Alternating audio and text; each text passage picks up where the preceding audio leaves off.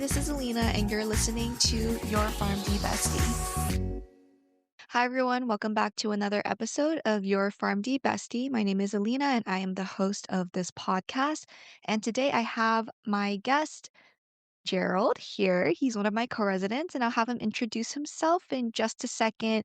To give a brief background on what we will be talking about today, we are officially slightly past 6 months into our residency. So we are more than halfway through our first year residency. Of course, for the both of us, we have committed to 2 years of residency. So it's more like another year and a half. But at least for this first year, we are here to celebrate that achievement and milestone. 25%. 25% for us, Mhm. but it's still a milestone. So with that, I'll have Gerald introduce himself. Could give a brief overview of where you're from, your residential, and maybe one sentence on what residency has been like so far. Hi, I'm Gerald. That's it. Bruh. No. So hi, my name is Gerald Loyola. I am a graduate of the University of Florida College of Pharmacy and also the University of Florida for undergrad, so go Gators. I'm from Florida originally, or I was born in the Philippines, but was raised in Florida for most of my life. And then I matched over here for residency just because I wanted to try something different. I lived in California for a little bit whenever I was a kid, and it was always kind of my dream to like move out, go somewhere different, really kind of spread my wings. And that is what I'm here for with residency. And like Alina said, it is our 6 month mark, or technically our 7 month mark, but we are a quarter way through residency. And honestly, many things have changed. I think residency is really crazy because they talk about how it's very challenging, how you really grow in such a short period of time. And I kind of, was just like, oh, yeah, okay, sure, cool, whatever. But honestly, I think this has been some of the most, like the most growing I've done in such a short period of time. And yeah, honestly, the funny thing too is that we were supposed to do a 1 month into residency podcast, and that took like 3 or 4 months. And then we also did that, but then the audio cut out. So this is technically take two. So Yeah, take this is two. take two of me and Gerald trying to get an episode in to talk about our residency experience and just reflect on it. But there was some hiccups along the way, and residency has been quite busy for the both of us. So here we are now, though, at least to celebrate this milestone. And I think it will give us a lot of time and like content to talk about as well for this episode. Back at it again. Back at it Okay. again.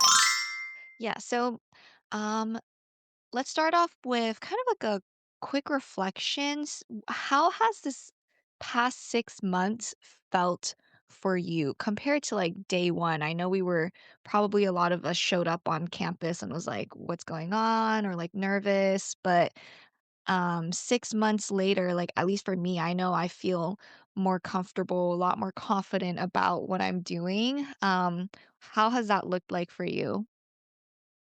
Honestly, I think residency is, and I say this as somebody being like who's lived in Orlando for 4 years, it's been like a roller coaster of like ups and downs. I think coming in at the beginning, again, I kind of like I don't think I really understood how much of a challenge, how much I would grow throughout residency. So I think it was just kind of not, I was kind of taking it a little bit more in stride. And then as I continued, it was just like finding out what my strengths are, areas I can improve in. And overall, I think going through like getting to the halfway point, I think I've started becoming more comfortable as well about what I want to do, where I see myself going after this. Mhm. Um, I actually just finished like my emergency medicine rotation and I found out I really like that, which I was surprised because one of the reasons I went pharmacy versus say like medicine was because I was a little bit more on the squeamish side, which that's kind of gone now. But yeah, I think it's really been a great opportunity to be exposed to a lot of different things and that's one of the reasons why I decided to go somewhere else and not stay in, like, my bubble. So, yeah, I'd say it's just been a lot of, like, pushing and growing and finding out new things, which I can always get behind. That there's a lot that we can unpack there. Yeah.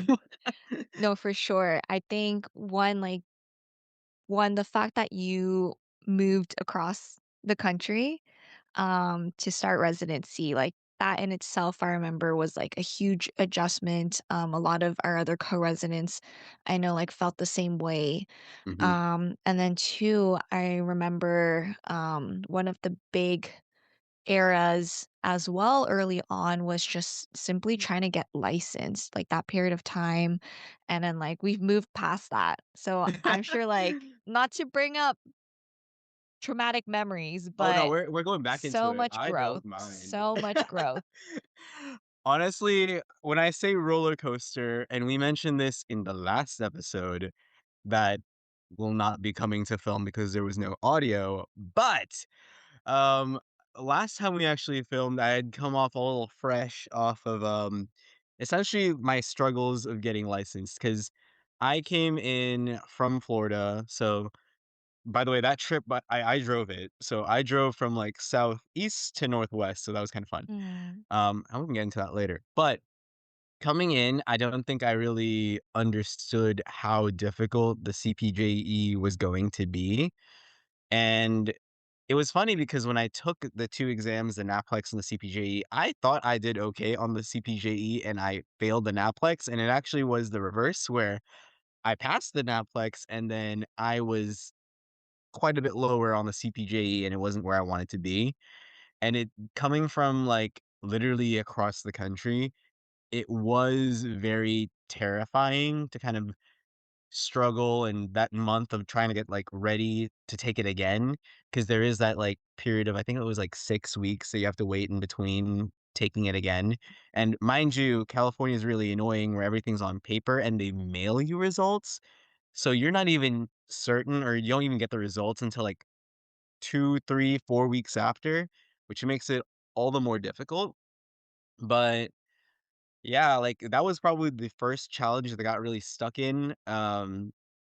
I was told once I passed that my overall demeanor and attitude went from very like, if I'm still gonna be here to we're good, we're great, we're fine.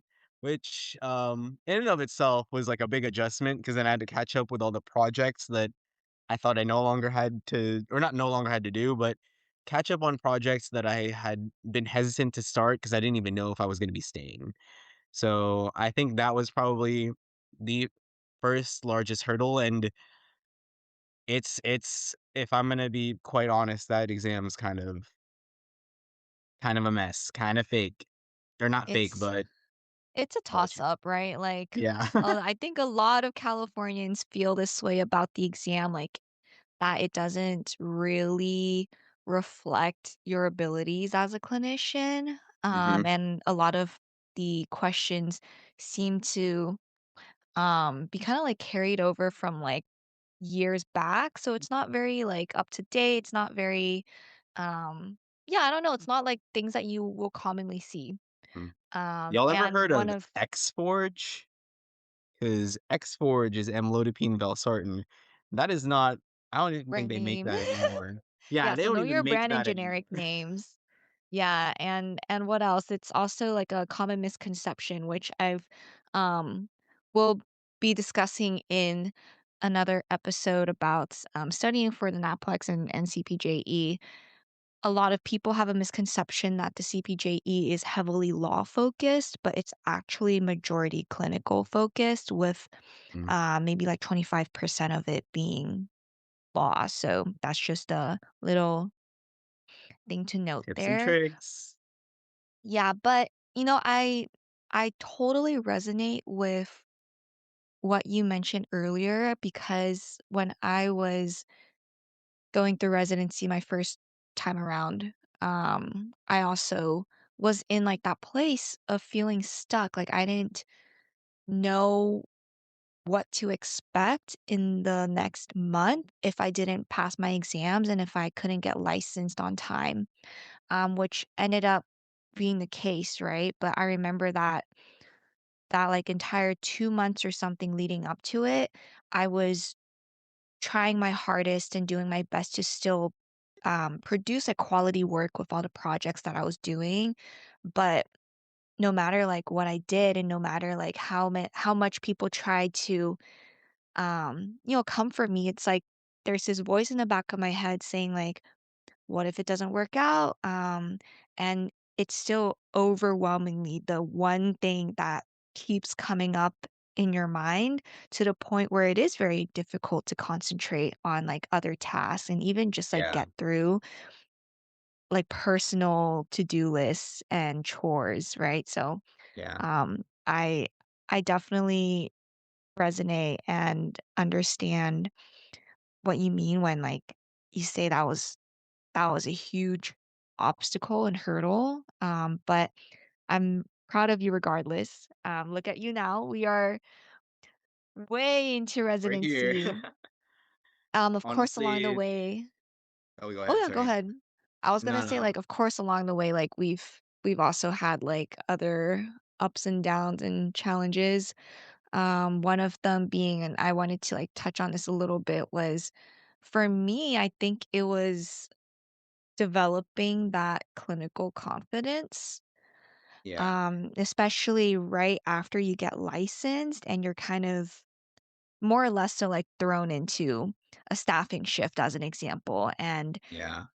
you as now a new clinician and pharmacist are is able to go through the queue Mhm. and just start like clicking away and verifying orders, which was super scary. And I remember the first time I received an email from one of our medication safety officers about a incident report that I was involved in, and I, like, freaked out because it's, like, one thing, you're already very fearful when you're verifying medications for the first time, and it's totally, like, something else to hear back that you made a mistake.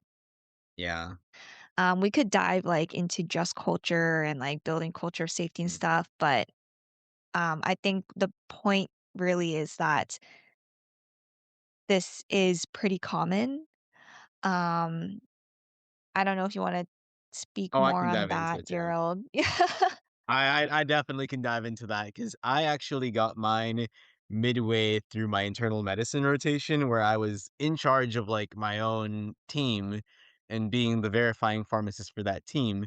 And something they introduced like earlier this year was provisional verification.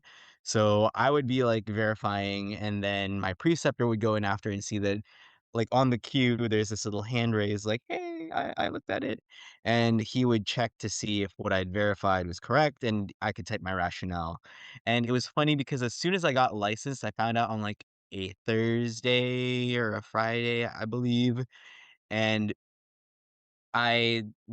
we had our MBA orientation that weekend because we start a quarter earlier because of the way our program is set up, but the class that we would actually spend most of our time with starts in the fall, so we had our orientation, and during that orientation, we had some downtime, so I was actually setting up, my pharmacy or pharmacist access to Epic, and they had actually as soon as I got back home, they called me and I had access that weekend, which was terrifying because I had left that Friday being like, "I'm gonna get this, like, verification ability, I'm gonna go in on Monday, I'm gonna talk to my preceptor about the game plan."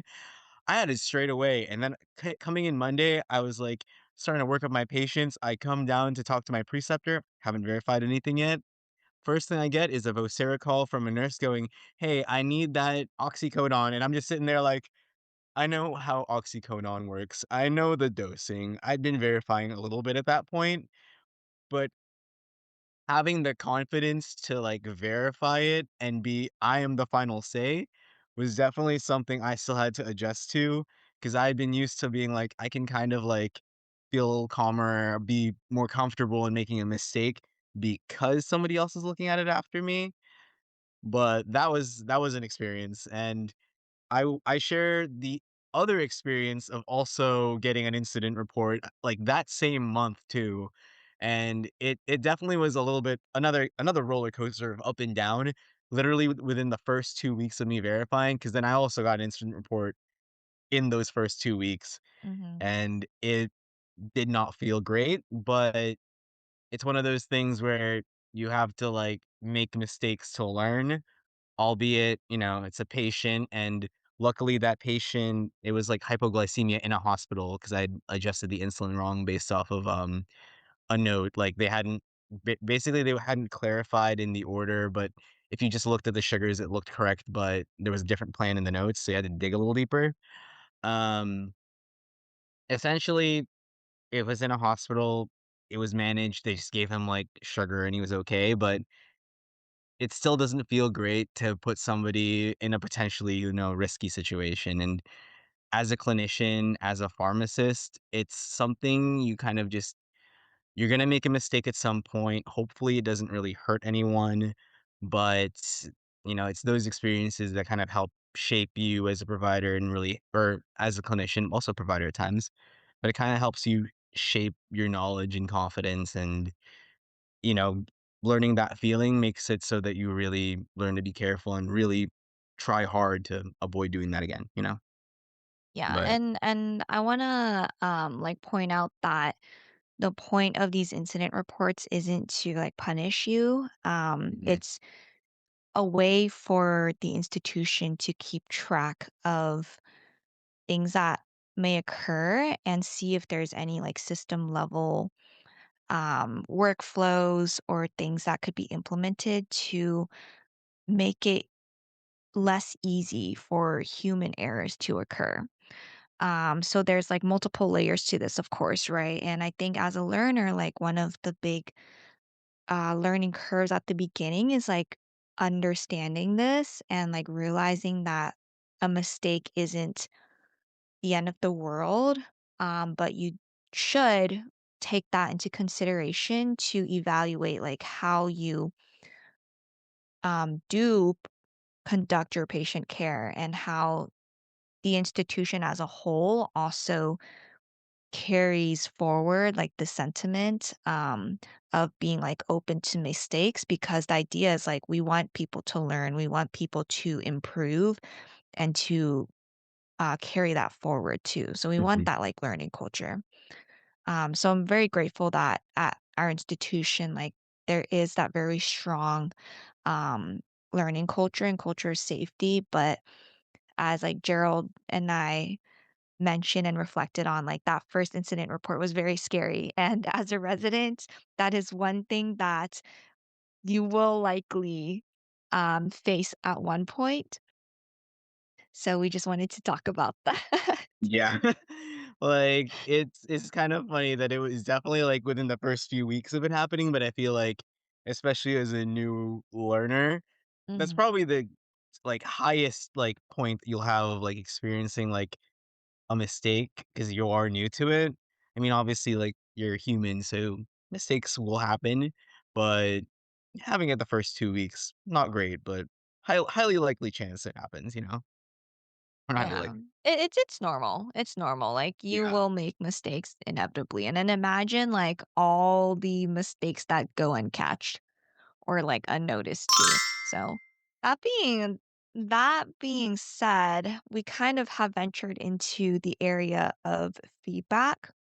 Mhm. So I feel like feedback is super, super, super important, especially as a resident, because the whole point of us going to residency is to receive that additional training to strengthen our skills.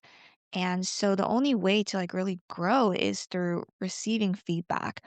And for our residency program, like we have really like a lot of people within like reach that we can solicit advice and feedback from. One of them being our like RPD, our RPCs, even like preceptors, right? But has there been a case so far within the last 6 months where you would say that a feedback given to you really like changed your perspective on how you go about whether it's patient care or how you go about viewing your role as a resident? Mhm. And I think I touched on this the last time you and I had the conversation as well, but I think the best advice that I've gotten as a resident, um, wasn't necessarily to do with like the clinical side of things, but more so to do with like growth and just being a resident in general. I know that one of the things that I struggle with is that I am very hard on myself. And that is something that I consistently hear that I am very hard on myself because um I am somebody who's very like self-critical and I want to improve. And that's like on the good side of it is I've always been somebody who wants to improve, who wants to grow. So I have a tendency to be hard on myself. And in one way that I'm hard on myself is just like feeling bad about consistently getting like so much feedback. Like you do one thing, you hear this feedback, you do another thing, you hear this feedback. And you just, during residency, you hear a lot of feedback. And sometimes it can be really grueling and it can really kinda just hit you and it can make you feel a little insecure. But, back to the advice that I was mentioning, our RPD actually mentioned to me during one of our, like, one-on-one sessions and we were just kinda chatting that residency is probably the only opportunity you're gonna have to get such immediate feedback, like constant immediate feedback. It's very uncomfortable, but that's why you grow so quickly as a resident because when you're actually working, you're probably not gonna get feedback that often unless something big happens or maybe once a year on your yearly evaluation. But you don't get as much immediate feedback because when you're working, the focus is on doing the job and the task. In residency, aside from providing that patient care, we're also focused on our growth. And because it's a priority, you will get that feedback. And I think hearing that and kind of like reframing the mindset of, I'm not hearing these things because I'm bad, boohoo, I'm an awful pharmacist, I'm an awful person. Yeah, it's not because of that. It's because they are invested in me and want to see me grow. And on top of that, too, she also added the point that, if you knew everything and were amazing at everything and were like, if you did great on everything and didn't need any sort of feedback, then why are you a resident? If you already knew how to do all of it, why take the pay cut for a year? Why even go through this process? If you're not getting anything from it. So, again, residency is an opportunity to grow, and I think that's always something that you should kind of keep in the back of your head when you start feeling a little bad about it, and it's definitely advice that's helped me because I've started realizing, like, my preceptors wouldn't be giving this advice to me if they weren't concerned or didn't think I was capable of taking that feedback and growing from it. Mm, that's I know we, like, talked about this before, but that still kind of, like, strikes me, when you mention that again because I think, like, truthfully, like, similar with you, like, I've gone in and out of those feelings before of feeling, like, bad when I receive feedback or, like, feeling like, "Oh, I'm not doing well enough," or, like, Mhm, "Why do I keep feeling like nothing I do is good enough?" And it's like, truthfully speaking, like, that's not the correct mindset to be looking mhm, at this at, or else, like, it will be so difficult to get through the rest of residency if you keep having that sort of mindset that, like, the feedback given is not meant to be constructive or not meant to, like, help you grow. And we are very lucky that our preceptors, RPDs, RPCs, like, are invested in us, mhm, to want to give that feedback and see us grow, and it's never been, like, punitive. mhm, So that's definitely, like, one thing I want to emphasize in this episode. If there's anything that you get from this episode, it is that feedback is meant to help you grow. And so I hope that anyone listening to this going into residency will remember to keep an open mind and also stay confident, stay communicative when you do feel down about things like this because it is, inevitable. It's natural for us to have perhaps more bad feelings about feedback, but again, Mhm. shift that mindset to think of it as a way to help you grow. Yeah, Yeah. thank you for bringing that up. I think that's a really good highlight, Mhm. for really, like, reflecting on the Yeah. last 6 months.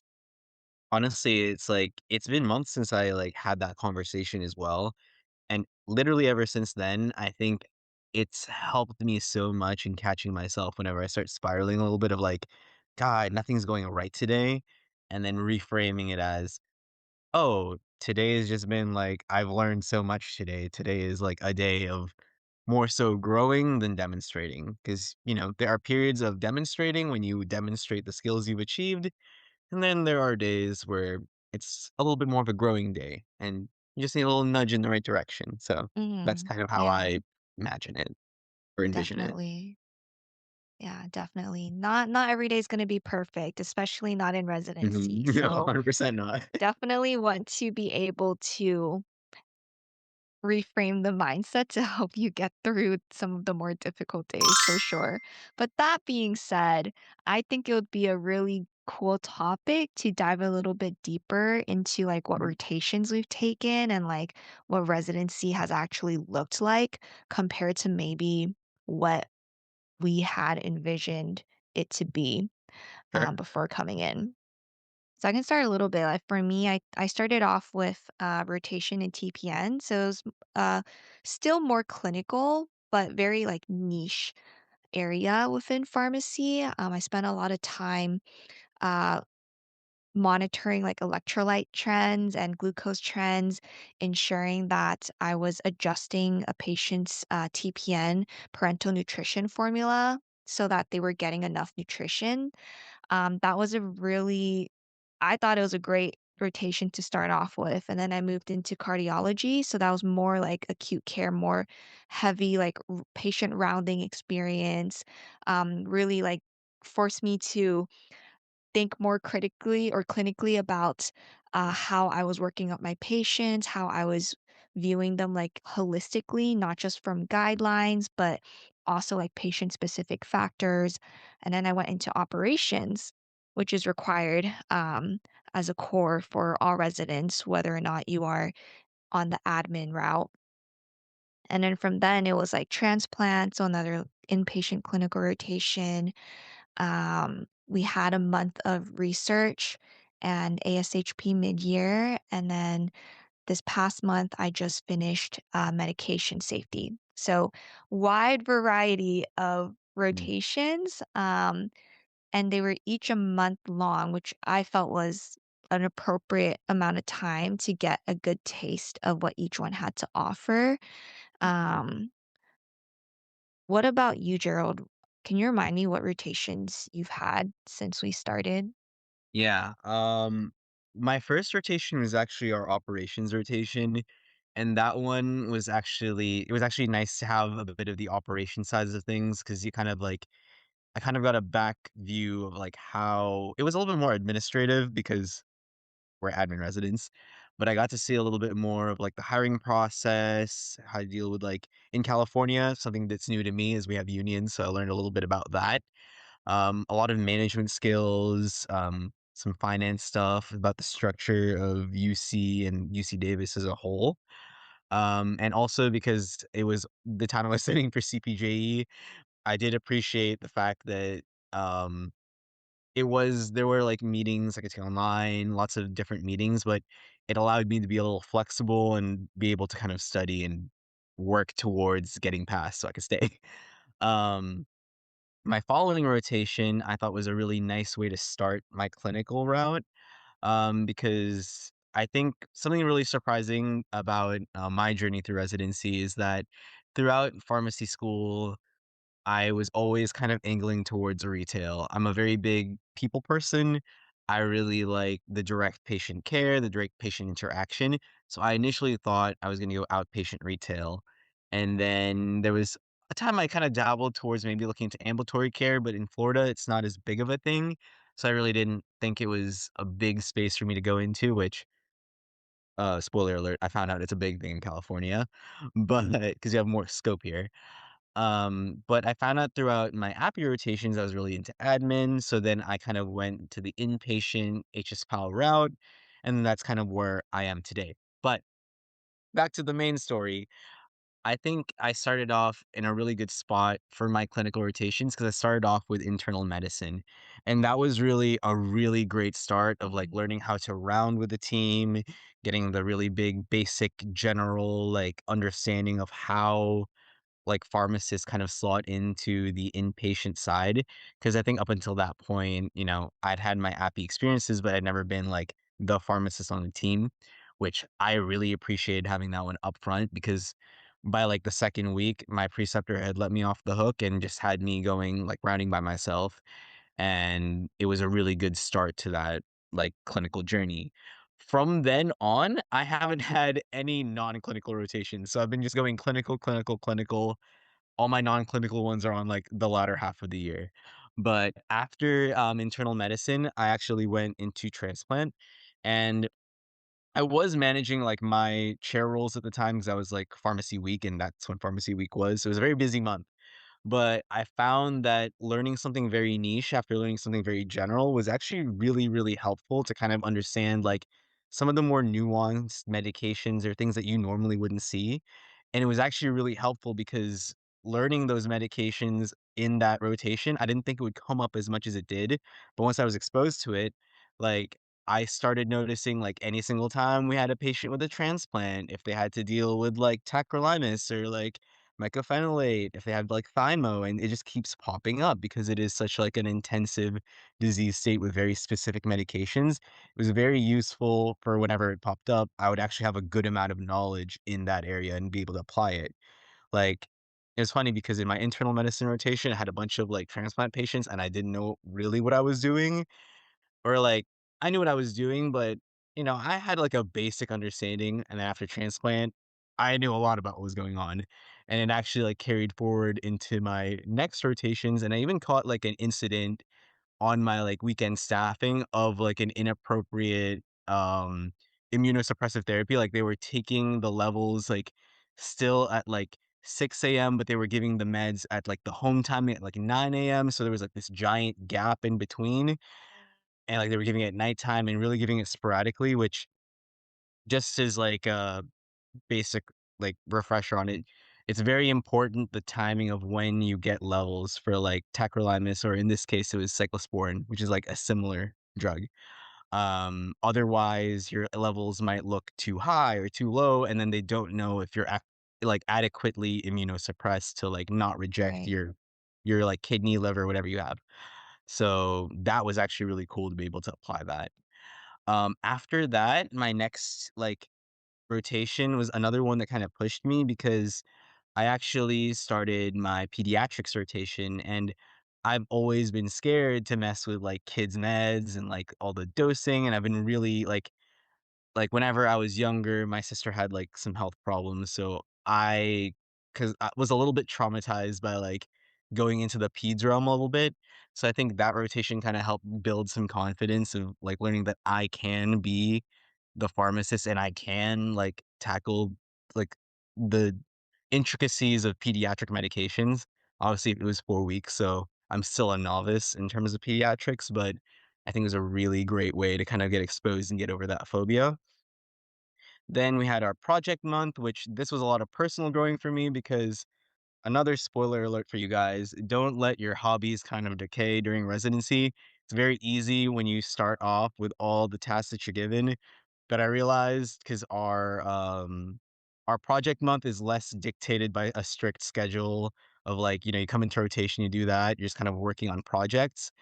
So without that discipline, I started realizing I do a lot of bed rotting. I do a lot of like kind of like unproductive, like doom scrolling, stuff like that. So besides working on projects, it was a really big personal development month for me. And it kind of really anchored how important it is to kind of maintain your personal life, your personal health, self care. That was like a big surprise because I didn't think that's the biggest thing I would take from that rotation, but that's what I learned during my project month. And then my New Year's resolution has been a lot of, like, self-care, all that stuff, carrying it over. But I actually had even more growth because my January rotation was emergency medicine, and I was coming into that rotation scared, like, I'm not gonna curse, but scared poopless, because I thought I'm a little squeamish, I'm gonna see blood, I'm gonna freak out, I'm gonna throw up. I dry heaved at one point, but that's besides the point.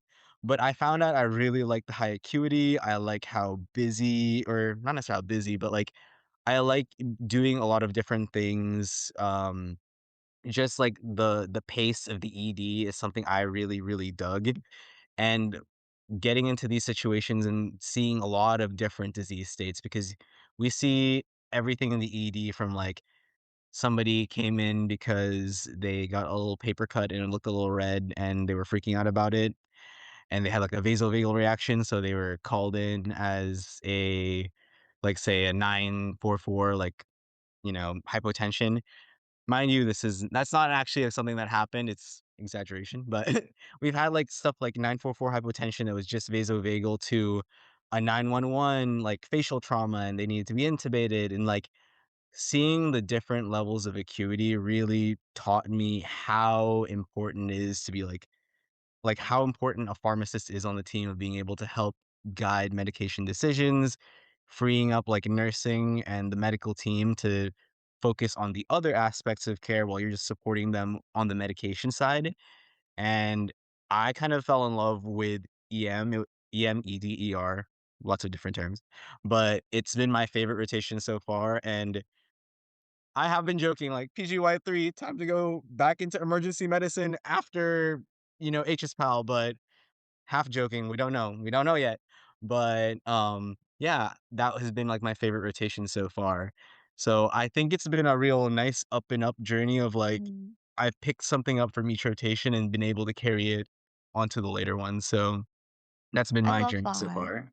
I love that so much. Thank you for sharing. Like, I think just listening to that, even though we do talk a lot and I see you like pretty Yeah. much every day in the office, but it's like sitting here now, like reflecting on like each month as it has passed by, like you you are someone like I can 100% like see this growth through the past couple of months, and also like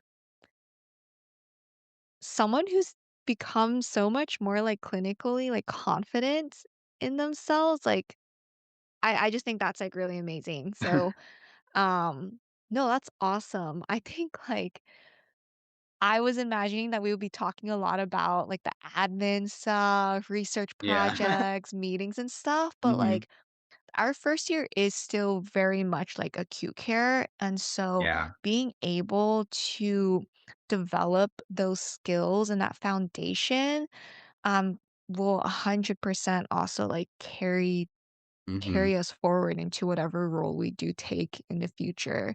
I will see you in the ED, I guess, in the future, potentially, Mr. Yeah. PGY3, but We'll see, we'll see. I have student loans, and student loans don't wait for me to take another PGY 1, 2, 3, whatever, but yeah, another thing I was going to add as well is that I think it is important to keep in mind if you do an HSPAL residency, it is very dependent on where you go, but at least at Davis, we are through and through acute cares during our PGY 1 year. We might have some admin stuff on the side, but we have the same schedule for the most part, the same responsibilities for the most part as the other acute cares. And, there has been a lot of growth, obviously, like, or not obviously, that was cocky, but I have had, like, I think a lot of clinical growth as well, but I do think, like, there's still definitely ways to go. I know, like, some feedback that I continue to get is that because I move a little quick, sometimes I don't dive into the patient as deep as I should, and, my preceptors will catch and then, direct me the way that they need to direct me.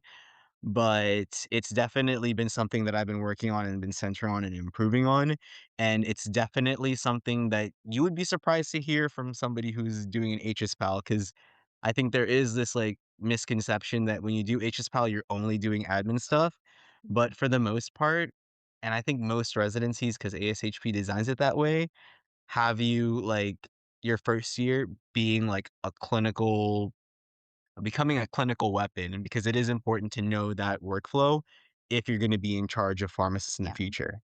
Absolutely. I will say that I think UC Davis actually offers more like admin opportunities for your first year.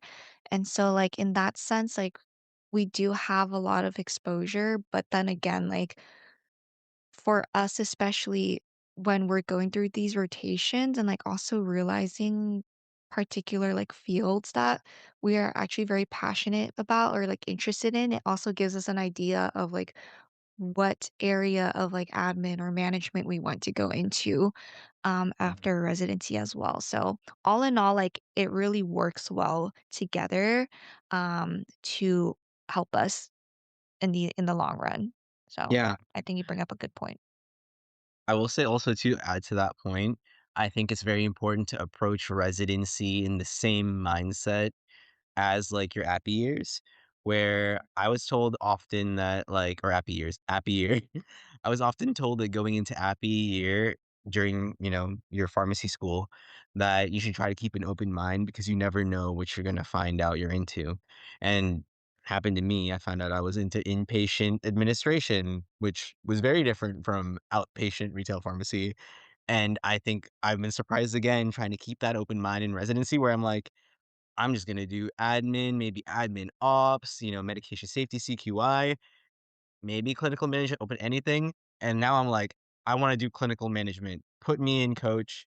Put me in. So that's just something I think you should, for all the listeners out there, try to keep an open mind in residency. You never know what you're gonna like.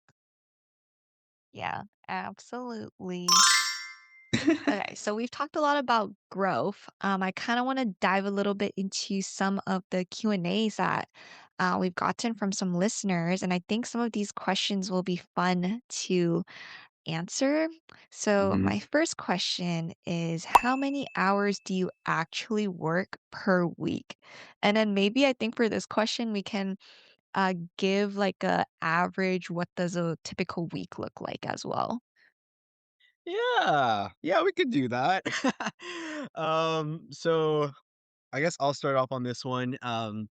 I will say upfront, as an HSPAL resident, and typically one of the biggest benefits of doing an HSPAL residency is that many programs include an MBA. When you include an MBA on top of a 40-hour-a-week residency, on the official tracker sheet, the hours get really high because you're also committing to like sometimes 16 to 21 plus hours of classes a week because we have like or not 21 plus hours a week. Sorry, I did the math wrong there.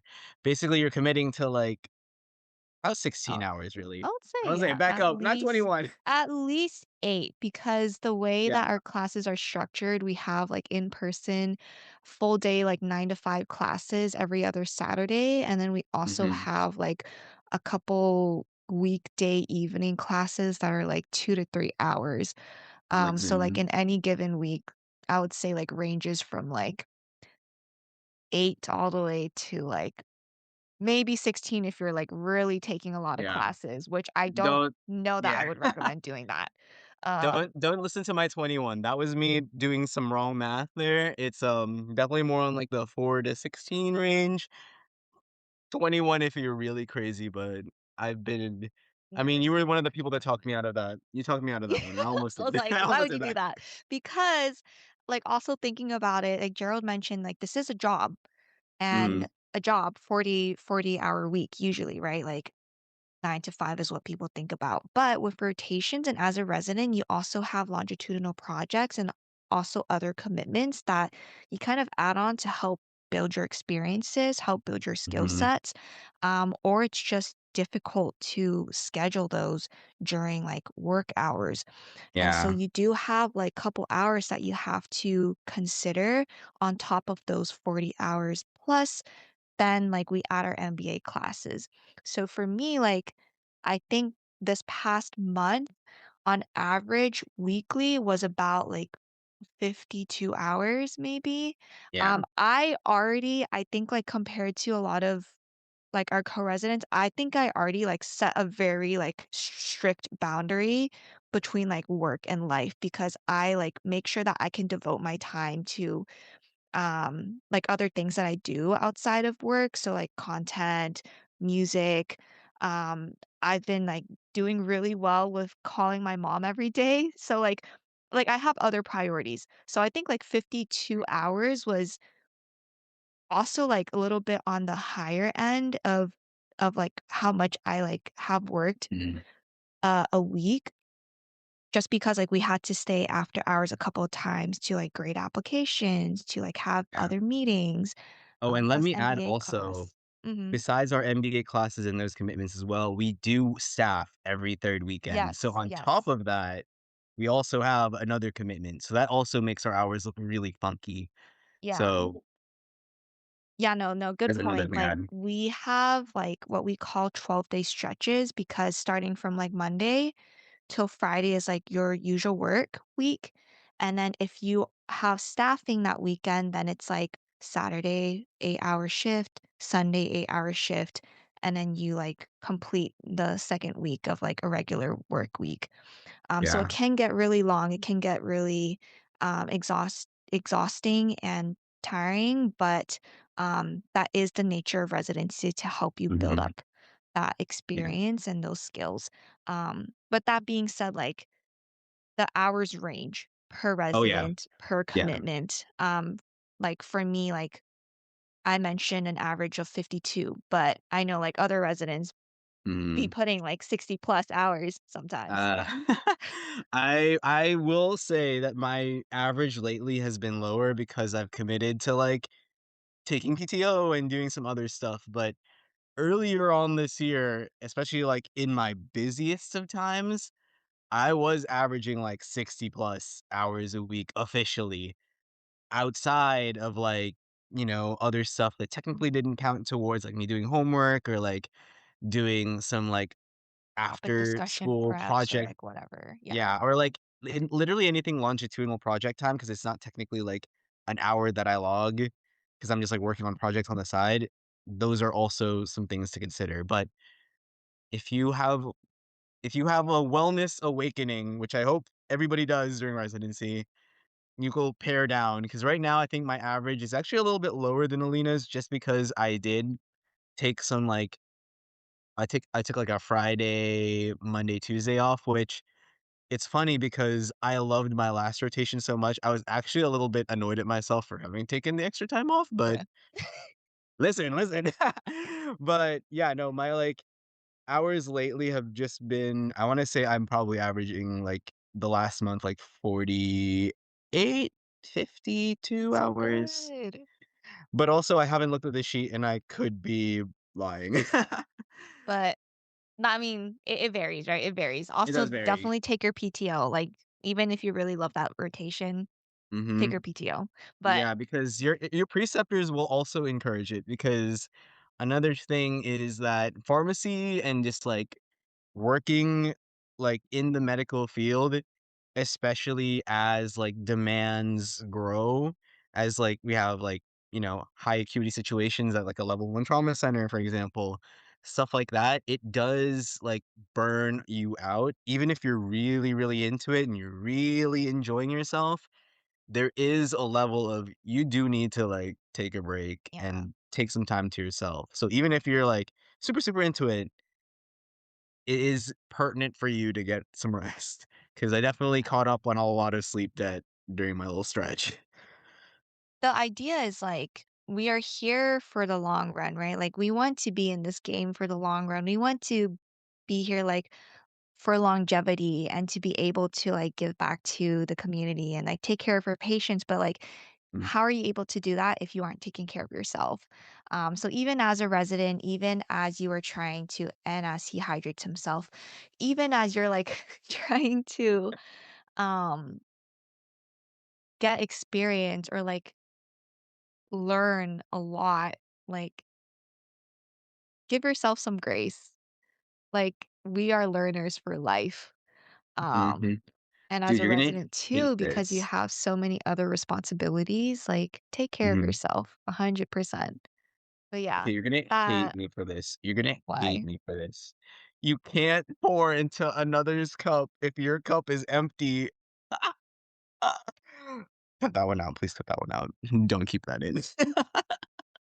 Wait, that was actually really good though. No, no, damn I'm it. gonna keep that in. Oh, we're I'm gonna gonna find keep out. that in. We'll The find out. listeners will find out. Oh, I'm gonna find out. Anyways, move along, move along. Um, that being said, so to like close out this conversation, because I think we've talked about this a lot. As a resident, a pharmacy resident, and people may not expect this because it is well known that medical residents work lots of hours. I think residency is just difficult across the board.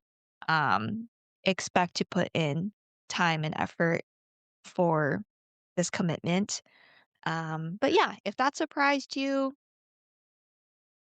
now you know.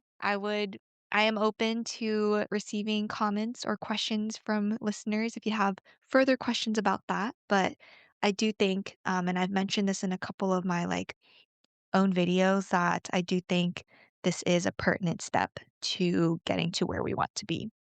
Yeah. No, I think definitely something to keep in mind with residency is like you definitely have to want to be here for it because it is a big commitment. You have to want to be here. And I think it's definitely like, don't get me wrong, we work a lot, but I think it's been some of the most rewarding experiences I've had so far of like personal growth, of the impact that you can make as a practitioner. I think it's worth it. It sounds a little scary, but again, you really have to wanna do it if you're gonna do it, you know? Yeah.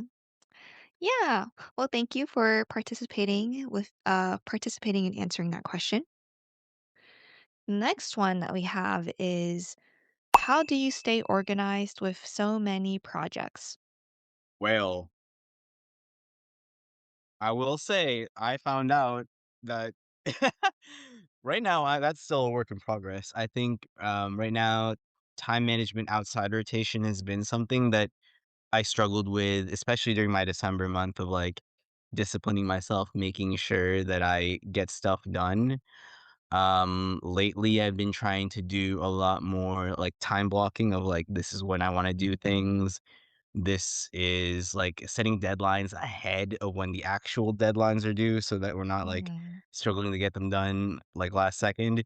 I mean, right now, I'm not gonna lie, again, still a work in progress, but I think those are some, like, helpful tips that I'm working towards that I think will help.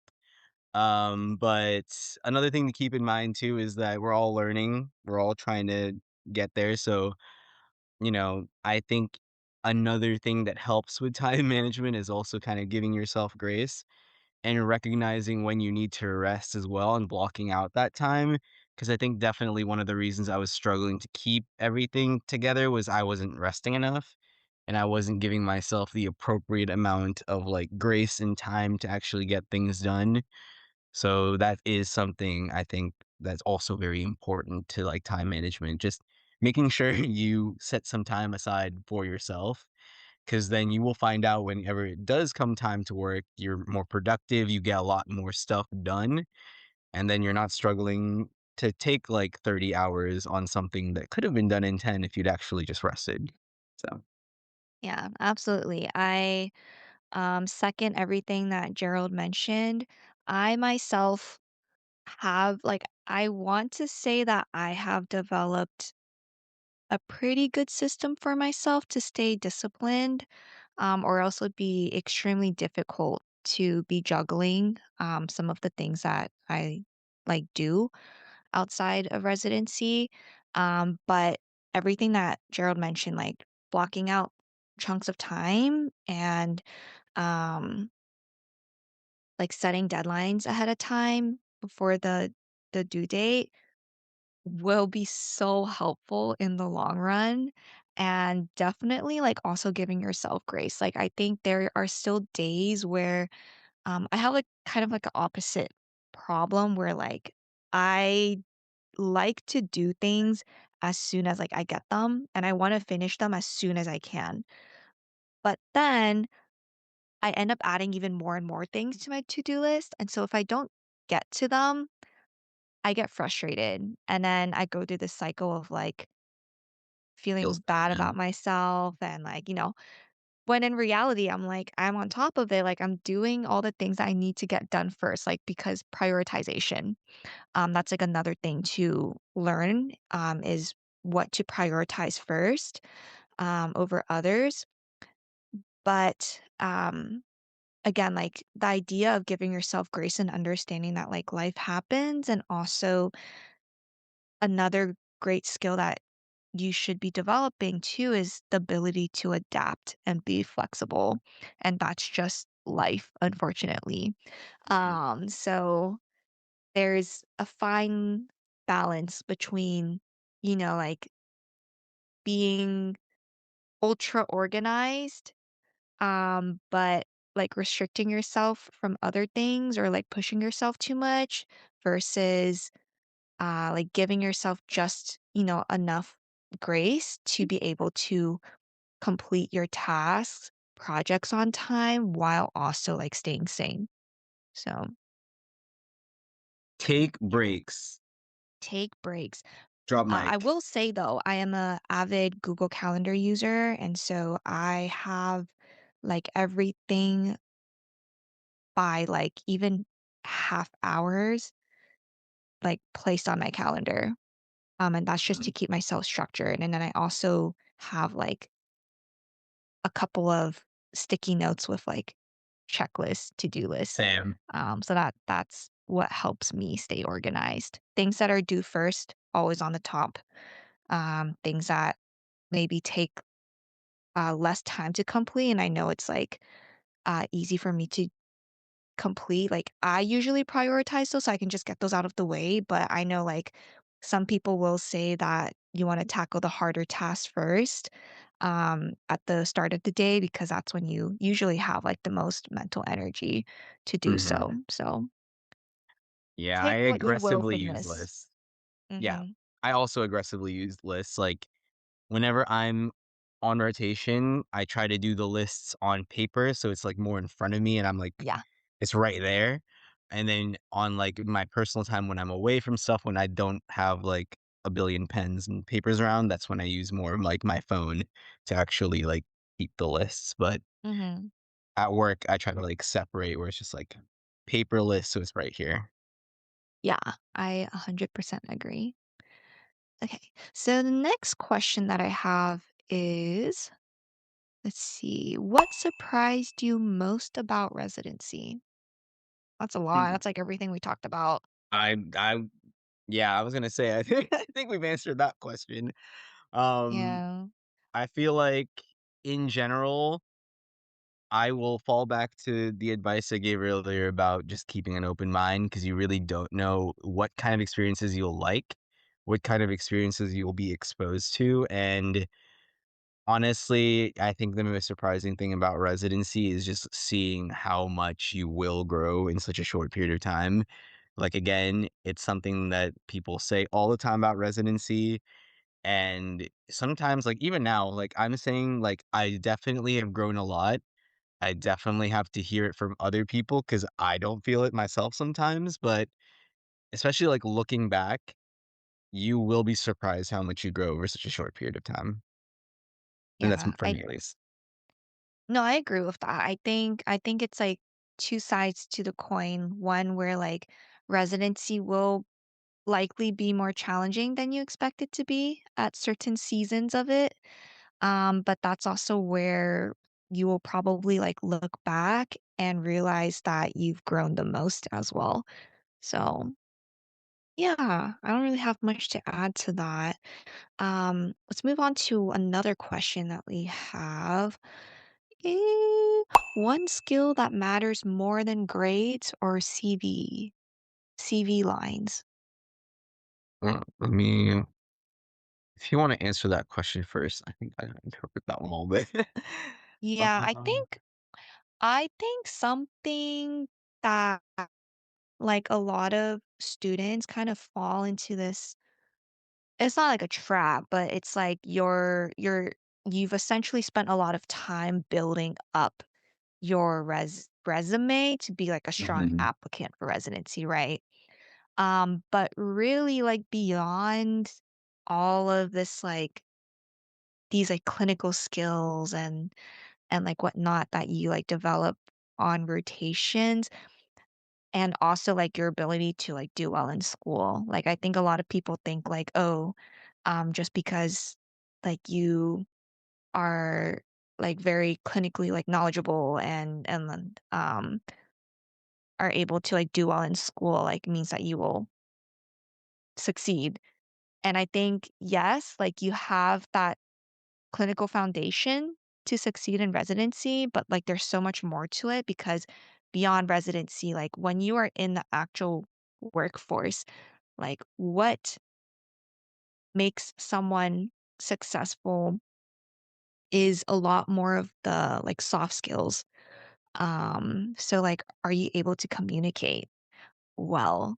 Because it's not just you and the computer screen, it's you and other healthcare professionals, it's you and your boss, it's you and your coworkers, it's you and your patients. So, like, I almost wanna say that, one skill that matters more than, like, people, like, really think about is that communication, skill, and then, like, other things that we've talked about so far, like organizational skills.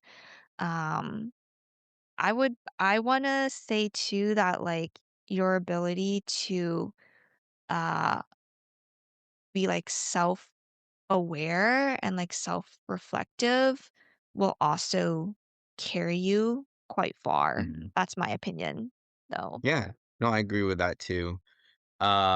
Thinking about this question as well, I started to think about, like, what I've heard throughout my time in residency has been, like, the most pertinent skills that preceptors have been like, "This is something I wanna see in a resident, like, always." And communication is definitely a big one. I know in my last rotation, we talked about one good thing that you can do on, on rotation, or one good thing that I've been doing on rotation that is a good thing to carry on is just making sure to have, like, close loop communication. It's better Mhm, to over communicate than under communicate, because especially during, like, in, like, a very chaotic environment, like when it gets really busy, like in ED, just making sure your preceptor knows what you're doing, what you have to do, what, like, all the tasks you're completing are, making sure that they're aware about what interventions you're making, about your thought process. That's something that they did really appreciate from me because they never had to worry about, "Oh, is Gerald gonna do something? What did something happen? What happened? Where is he?" I was always very communicative so that they knew what was going on, especially when it got chaotic. And I think the other thing that I will add, and it's sort of like a very important thing to have as a resident, but I think it's also just very important to have as any sort of, like, career professional that's focused on growing and always learning. I think something that I've consistently heard that has been working for me in residency is that my preceptors have always appreciated my enthusiasm of, like, mhm, I'm there to learn, I'm hungry to learn, I want to learn, please show me. I try to show initiative. I'm like, anytime something happens, I'm like, I want to see it. And it's one of those things where it's just like, when I say you really have to want to do residency, the way you succeed in residency is by wanting to do it. Like, I genuinely, like, want to see everything that happens on that rotation that I'm on. I wanna get the whole breadth of that experience, and I think channeling that enthusiasm and channeling your hunger to learn, especially when residency gets tough and sometimes it just feels like there's so much going on and what am I even doing? It's so much. I think it's really important to center just, why are you here? I wanna be here. I want to learn. And so long as you're somebody that's, like, open to learning, and I've said learning like 5 times already at this point, but just being very open to it, very enthusiastic about it, I think having that mindset and attitude, it's just like, even as, like, a preceptor, as a teacher, like, why wouldn't you wanna teach somebody who's excited about the stuff that they're learning? mhm. And that's Absolutely. something that I think would help anybody succeed in residency. So Yeah. just always channel that why, that curiosity as a lifelong learner. Absolutely. And, like, yeah, like, respectfully. would always prefer working with someone who, like, loves their job and, is, like, positive, comes in with a good attitude than someone who's a Debbie Downer. Of course, we all have our days, but Yeah. yeah. But it's definitely easier to work with somebody who actually wants to learn versus somebody you have to kinda, like, nudge and poke and like, Yeah. "Hey, do you wanna see this? Are you sure you wanna see this?" Versus somebody who's just like, "Yeah, sure, of course." So, Mhm. it's very important. Yeah, I love that. I love that reflection point. So we are nearing the end of our episode. Um, Yeah. Oop. any final reflections that you would like to give, Gerald? Honestly, I will say I think if anybody's on the fence for considering residency, I would say it's one of those things where if you're kind of like leaning here or there, do I not? I think for me at least, I'm somebody who's the type of person who wants to experience as much as I can, who'd rather regret, you know, I'd rather, regret doing something versus not doing something, if that makes sense. Like, I knew that if I didn't do residency now, and it's not to say that you can't do residency later, but it's a lot easier to do it out of pharmacy school. So you still have like that mindset of being a learner, and which is easier to do when you're coming out of school. I knew I was gonna regret not doing residency, and for me, I felt like the content, the environment, it's somewhere I wanted to be. And if you think that's also you, if you think you'll regret not going, I think take a chance and go for it. So I think that's my advice to the listeners out there. Um, Go Ags. I don't know how what the UC Davis people do. It's like a horseshoe. I don't think that's I I don't don't know. know. I don't I don't know. even know if, like, that's reflective of the health side I don't know. of So Davis. sorry, UC Davis. So sorry. I'm from Florida. Um, no, I think that's a great point. Actually, like that reminds me of this reel that I saw the other day where um the caption was something like I'm in my 30s and like in residency, but like when else would be like a better time to be a resident and to be like learning and to be pursuing something that you like truly are passionate about or like your dream. Time So is now. while we are young, like I think definitely like do your research, like make sure this is something that like you can see yourself like doing, but also why not take the chance because we are still young.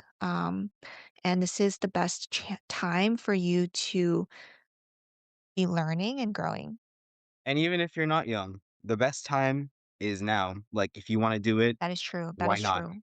And also another thing to keep in mind, residency opens doors.